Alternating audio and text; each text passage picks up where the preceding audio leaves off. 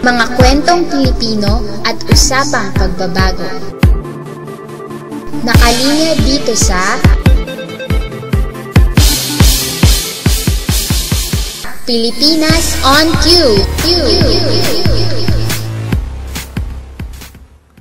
Magandang araw mga kaibigan.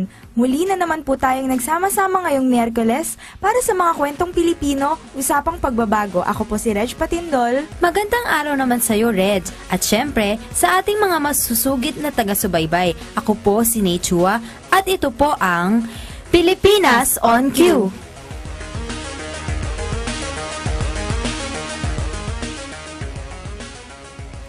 Reg, narinig mo na ba yung sinasabi ng iba na ang Pilipinas daw ay isa sa may pinakamagandang sunset sa buong mundo? Oo naman, partner. Iba talaga ang sunset sa Manila Bay.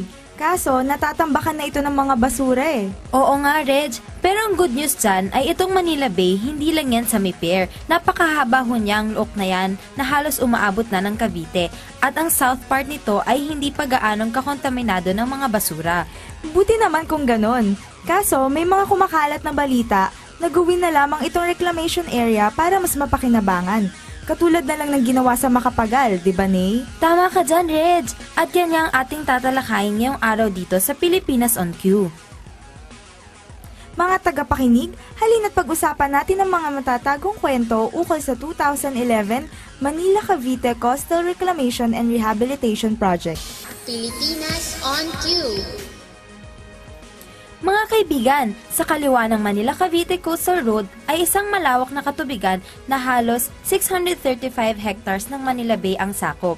Tama, partner. At ayon sa DENR, katabi niya ng 135 hectares na Las Piñas, Parañaque Coastal Lagoon ang Long Island at Freedom Island, na siyang huling ecological reserve sa Metro Manila.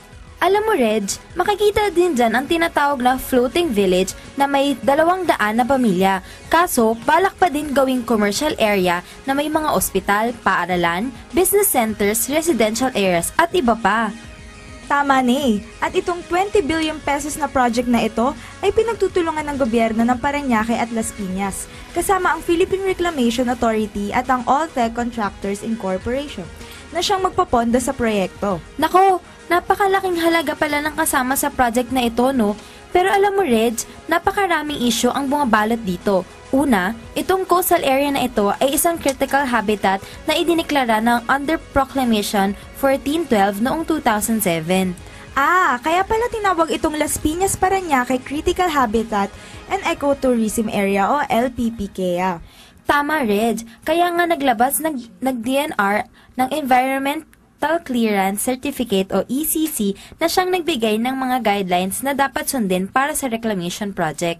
Mga kaibigan, para mas malinawan tayo tungkol sa panig ng DENR, pakinggan natin itong panayam kay Ginoong Ray Aguinaldo, ang chairperson ng LPPKA. Specifically, we are not against any development, but development that is angkop sa isang area and it's not destructive to the environment. That environmental compliance certificate is not a guarantee na yun na they have to proceed with the reclamation project, because yun ang planning tool namin and how they will approach the yung project and proceed with it na as a guidance. Muli, iyon po si Ginoong Ray Aguinaldo ng chairperson ng LPPKA. At ayon sa kanya, ay wala pang nabibigay ang PRA na plano sa pag-comply sa mga guidelines na ito. Layunin ng DENR na protektahan ang LPPKA at ngayon naman mga tagapakinig, kasama natin ang isa sa mga nagpoprotekta din ng Freedom Island. Narito po ang spokesperson ng Save Freedom Island Movement na si Binibining Glacy Macabale. Magandang hapon po, Miss Glacy. Magandang hapon din po sa inyo at maraming salamat po sa inyong pag-imbita sa amin dito po sa inyong radio show. Miss Glacy, kabilang sa mga bumubuo ng LPPKA Committee ay ang DENR, Gobyerno ng Las Piñas at Parañaque, at PRA. Nagkaroon na ho ba kayo ng dialogue sa kanila? At ano naman ho ang inyong napag-usapan? Actually, last year po, nakasama po kami doon sa stakeholders meeting noong December 11 to 13 sa Tagaytay, at kung saan dun po pinag-usapan no, yung tungkol dyan sa usapin ng reclamation. At bukod din po dyan, meron din mga iba pang efforts po, no, yung makikipag-usap po yung Save Freedom Island Movement sa DNR para po ipahayag yung aming posisyon regarding po doon sa pagtutol doon sa reclamation. Di kagaya po na sinabi ni Sir Ray, hindi naman po kami tutol sa reklamasyon, pero kung yung reklamasyon po ay manganganib yung halos karamihan po ng nakatira po sa Las Piñas, Parañaque, kasama yung Cavite, doon po kami tutol. Kumusta naman ang negosasyon ninyo kay dating Congressman Cynthia Villar? Hindi po ba nag-file siya ng writ of kalikasan sa Korte Suprema kasi maaaring lumubog sa baha ang Las Piñas, Parañaque at Bacoor dahil sa reclamation project? Yung pag-file ng writ of kalikasan last May, kung hindi po ako nagkakamali, or March, ay katuwang po kami doon sa pagpangalap ng signature sa Parañaque at sa Las Piñas. Pero dahil nga po, pinangunahan po yun nila Congresswoman Cynthia Villar, isa po kami doon sa sumuporta sa pag-file. Pero after po noon, ito pong taon, September 5 po, kami po ay nag-file din sa Supreme Court na maging intervenor noong writ of kalikasan ni Cynthia Villar para po maging bahagi yung mga maapektuhan ng reclamation at maging makialam doon sa usapin ng reklamasyon po sa Freedom Islands. Ngayon naman po, Miss Glacy, nabanggit nyo po na meron nga po actually nakasulat din sa website na meron daw pong 14 na barangay sa Las Piñas ang mababaha pag natuloy daw po yung project. Kaso, pumirma din daw po dito ang mga barangay captain sa project na ito dahil naipakita sa kanila ang magiging flooding system. So, ano po yung masasabi nyo tungkol po dito sa ito pong pagpirma ng mga barangay captain sa project po? Simple lang po naman yan, no? Kung kayo po ay empleyado ng local government, ng ating mayor, congressman, syempre, nakasalalin din yung sahod mo, no? Kaya, posible naman po talaga na yung pagpirma nila ay pagsunod doon sa kung sino man po yung namumuno sa kanila. Pero, sa bahagi nga po namin, ano man pong meron sa likod nung pagpirma ng ating mga barangay officials para po sa pagpayag doon sa reclamation. Yung isa nga po dyan, ang paliwanag lang po ng mga simpleng mamamayan doon, no? Kung yung isang baso nga po ng tubig, pag napuno ng tubig, no? Pag nilagyan mo ng bato ay umaapaw, paano pa kaya yung 650 hectares na tubig na tatabunan ng lupa? So, yun lang po, napakasimpleng paliwanag para hindi na po sana mag-isip pa ng ibang paliwanag yung ating mga barangay officials. Okay, so mga kaibigan, dahil po sa kasong ito kung kaya't hindi tayo napaunlakan ng PRA ngayong hapon. Ayon sa kanilang lawyer ay maaari silang makasuhan ng judice pagbigay ng anumang impormasyon publicly habang may kaso. Ayon naman ho sa City Administrator ng Parañaque na si Attorney Nelson De Jesus, mas bumuti daw ang kondisyon ng pagbaha sa Parañaque dahil prepared na daw sila magkaroon ng mga improvements through dredging. Wika niya ay hindi naman daw sila pipirma sa proyekto na makakalala para sa kanilang lungsod at magpakita na po ng flooding plans sa gobyerno ng Las Piñas at Parañaque ang DHI o Danish Hydraulics Institute. Alamin natin ang planong ito mula sa panayan sa Councilor ng Las Piñas na si Councilor Mark Santos. You will pass by the coastal road. Makikita mo yung mouth ng bridge doon. May sandbar doon. So yun, i-dredge yun, tatanggalin yun. And then they'll put a channel doon sa mouth ng river. So may sluice gate na lalagay sila doon. And then you can preserve yung critical habitat. Yung flow ng tubig, ikot doon sa... So the development and the coexistence of the critical habitat ang mangyayari yun. Miss Glacy, ano pong masasabi ninyo para sa pahayag na ito? Yung tungkol sa dredging, no? Ang problema nga po doon sa gagawing reclamation, likikitid yung mga daan ng tubig natin na meron dyan. Halimbawa po yung Parañaque River, no? Sa Las Piñas River. Meron pong mga maliliit na tributaries sa pagitan po niyan na maaari pong maapektuhan, no? Kung tatambakan yung 650 hectares na tubig, yung pong dinadaluyan ng Parañaque River at saka ng Las Piñas River ay magiging masyadong maliit o makipot na doon sa tubig na usual na nandoon po. Kaya kahit po mag-dredge pa po na mag-dredge yung ating kung sino mang kontraktor na yan, wala po yung kasiguruduhan na yung tubig na natural na dumadaloy dyan ay hindi po pupunta sa ibang panig po ng lugar ng Parañaque Las Piñas. At yung sinasabi po nilang Danish, no, na kanilang nakausap, expert, yan din po yung nagsasabi na kami daw ay sinungaling. Yung isa lang po dyan, sa mga Danish companies o kung anumang klase na nagtetest nung kung ano man o pinag-aaralan yung anumang tributaries na yan. Sa atin po talaga, dahil sa reclamation, marami pong mga main na ilog na meron po tayo. Pangunahin po sa Parañaque, ang tinabunan dahil po sa reclamation na hindi naman po napalitan ng kahit anong mga mahuhusay na paraan ng drainage at ng flood control. So, ano pong assurance sa atin? Kahit pa po merong expert na nagsasabi na hindi yan mangyayari sa atin, pero meron pong history na nangyayari sa atin kagaya ng Ondoy tragedy, Sendong, at ito pong nakarang habagat.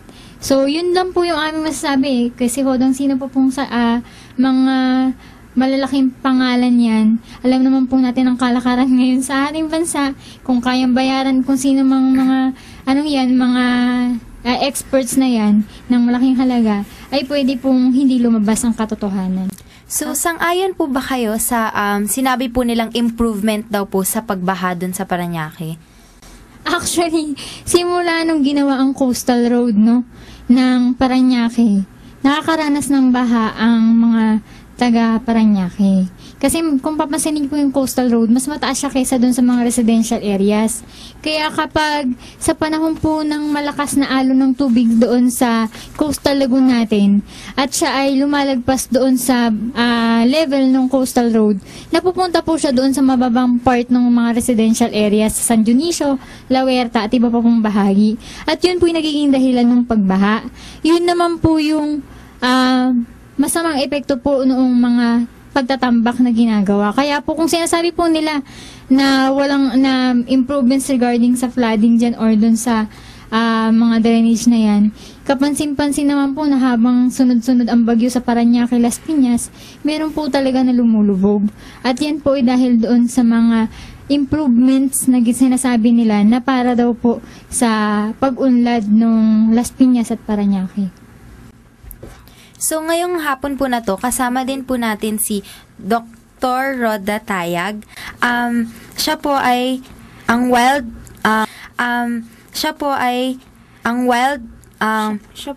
galing po sa Wild Bird Club of the Philippines. Miss Tayag,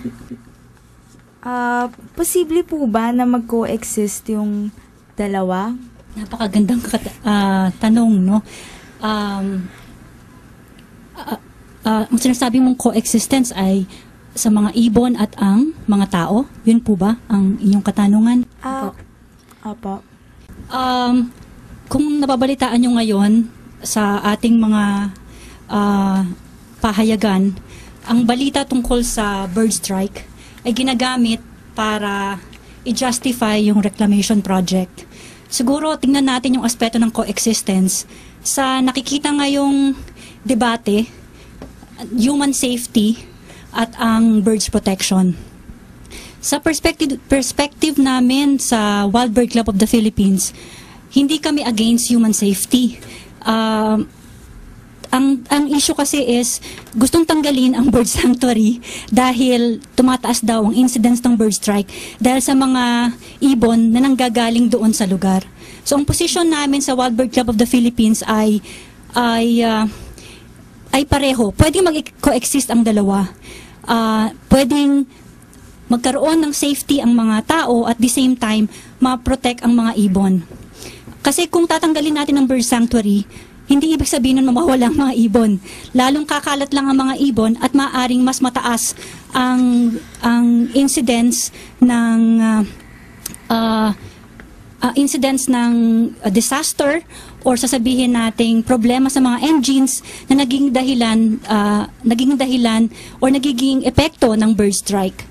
So maaring mag-coexist kung iisipin natin na tayong mga tao ay kasama ng mga ibon dito sa ating kapaligiran at sa bird sanctuary. So mga kaibigan, ang sinasabing reclamation project na ito ay isang manna from heaven sa mga taga Las Piñas dahil 432 hectares dito ay para sa lungsod. Napakarami daw na benepisyo ang naghihintay. Halina't alamin natin kung ano-ano ang mga ito sa ating panayam kay Councilor Mark Santos. Pag na-develop yung lugar na yan, we're expecting about 15 to 20,000 na employment. From Las Piñas lang. And then, the income from 1.5 billion, magiging 12 to 15 billion ang expected revenues. Sabi nga ni Mayor, pag natuloy ang project, siguro ang free hospitalization gagawin na natin 100 to 150,000, di ba?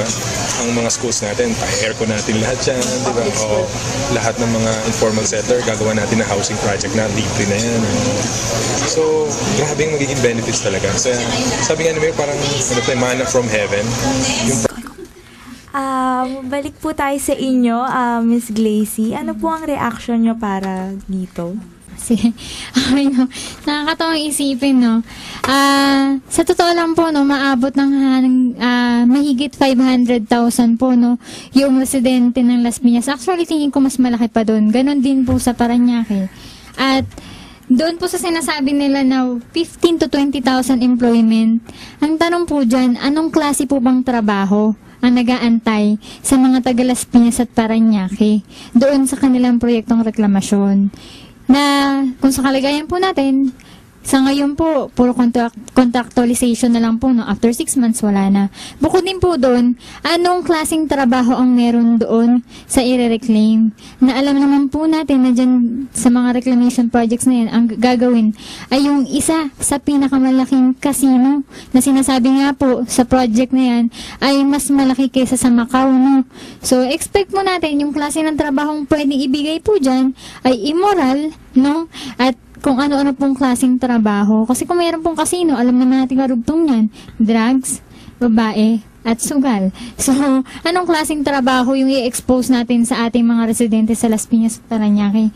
Bukod doon, sigurado po ba na yung mga residente ng Las Piñas ang makikinabang sa trabahong yan? Kung yung MOA nga po, Mall of Asia, na pinangako ng Pasay na magkakatrabaho yung mga residente ng Pasay, ay halos 2,000 lang po to 3,000 ang na-employ. Paano pa kaya itong trabahong nag-aabang dito sa Las Piñas, Parañaque? Bukod din po doon, lumalabas na nga po sa bibig, no, ng ating LGU ng Las Piñas, na after po talaga sila sa kita, mula sa 1.5 billion ay nakikita sila ng 12 to 15 billion. Ang tanong po ba dyan, yung kikitain po ba ng LGU ay napupunta sa mga taga Las Piñas at Parañaque? Yun po yung tanong dyan. Kasi kung totoo pong yan ay para sa public, di sana po hindi po talaga dumarami ang instances ng mahihirap sa bawat mga syudad o lungsod na meron po tayo. At bukod din po doon, no, pa-aircon ng school. Sa ngayon nga lang po, kahit po mag-research po tayo, malamang kulang po talaga yung mga school sa Las Piñas. Kahit po meron pong 1.4 billion na yung Las Piñas, no. So, bakit hindi po kaya i-priority muna nilang gawin lahat ng mga dapat nilang abutin ngayon bago sila mag-pursue ng mas malaking kita kesa naman kung saan po mapunta yung mga kinikita nila. At bukod din po ng housing project, no? Ang problema po sa housing project ng ating bansa, hindi po to libre, na kapag giniba ang bahay ng mga may hirap, ay babayaran kung magkano yung halaga ng giniba nila. Yung housing project po na meron po tayo sa Pilipinas ay may bayad. At 25 to 30 years pong binabayaran. Giniba na yung bahay ng mga may hirap, na-displace na, dislocate na sila, lilipat sa malayong lugar, papalitan ng bahay, yung sinasabi nilang medium rise building, pero papabayaran nila dun sa mga giniba nilang bahay. So, sino po ang pinapahirapan nila sa ganung proyekto? Dagdag ko lang po, na meron po tayong mga 100,000 wetland birds doon sa lugar. At ang mga birds po ang mga ibon po ay mga indicator species. Ini-indicate po nila na healthy po yung ecosystem. Bakit po may mga ibon? Kasi may pagkain po sila doon, may mga isda na pwede pong pagkuhanan ng pagkain at hanap buhay ng ating mga mangingisda. At kami rin po na mga love or birds enthusiast, pumupunta po kami doon para, sabi nyo nga, para tignan ng sunset. So potential po siya for ecotourism. Dagdag lang din po no, isa na sinasabi nilang employment. Sa ngayon po, yung bulungan market pa lang po ng Parañaque, 10,000 families na po ang binubuhay noon. Ibig sabihin po, dyan na po nagtatrabaho yung mga manininda ng isda, yung mga bangkero, yung mga magtatahong, yung mga tagalinis ng tahong, pedicab driver. Yun po ay hindi ba sapat-sapat na dapat lang suportahan ng ating local government. Kasi employment na po yun eh. Sariling sikap na ginawa ng ating mga kababayan, kabarangay. So, bakit pa po pipilitin nilang tanggalin para palitan lang ng 15 to 20,000 employment na sinasabi nila na contractual naman? Idagdag ko rin po na marami na rin po mga eskwelahan na bumibisa sa lugar para mag-conduct ng mga research studies. So, imbis po na pumunta tayo sa malalayong lugar para pag-aralan ng mga mangroves, isa rin po itong site as a research center.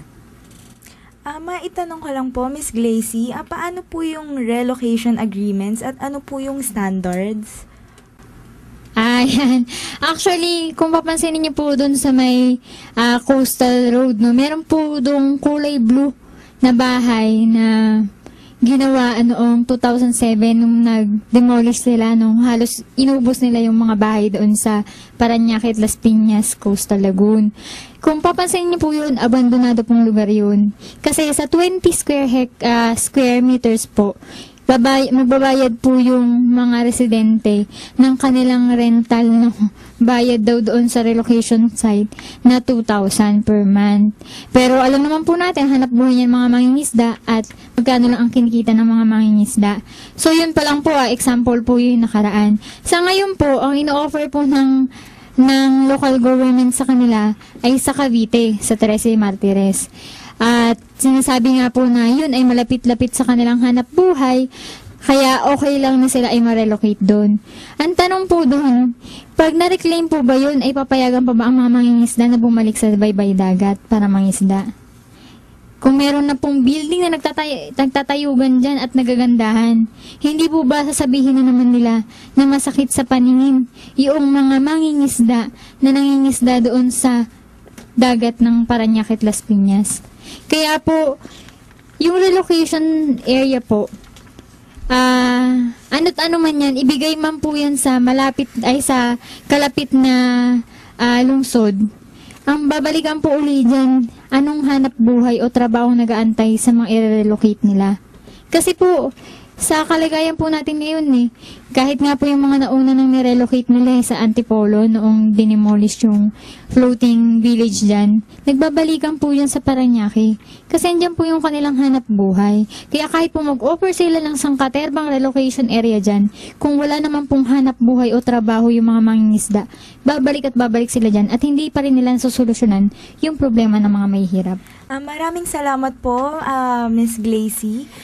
So, napakaraming issue talaga ang kasama ng reclamation project na ito, Reg, no? Oo nga at parehong may puto. Kaya nais naman naming magpasalamat sa ating mga panauhin ngayong hapon para sa ating talakayan. Muli, ang mga kaibigan, ang SFIM spokesperson Glacy Macabale at si Dr. Roda Tayag na member ng Wild Bird Club of the Philippines. Pilipinas on Cue. Sana ma-resolve na agad ang issue na ito, no? Oo nga, Reg. As soon as malaman na ang desisyon ng Court of Appeals ngayong katapusan ng Oktubre, malalaman na natin kung ano ba talaga ang kahuhuntangan ng proyektong ito. Ayon kasi kay Councilor Mark Santos, ready na daw ang proyekto pero hihintayin lang nila ang desisyon bilang respeto sa korte. Tama ka dyan, partner, at asahan natin na sa loob ng 2 hanggang 3 taon ay tapos na ang basic infrastructure ng reclamation area. Sa ngayon ay may mga informal talks na daw na nagaganap at tingin nila pag-aagawan ito dahil magko-complement daw ito sa ECT at na malapit na ito sa airport. Yan ay kumatutuloy, Reg. Mga kaibigan, atin pong tinalakay ang Manila Cavite Rehabilitation and Reclamation Project. Magsama-sama po ulit tayo sa susunod na Sabado para po sa Usapang Pilipino. Ako po ulit si Ney Chua.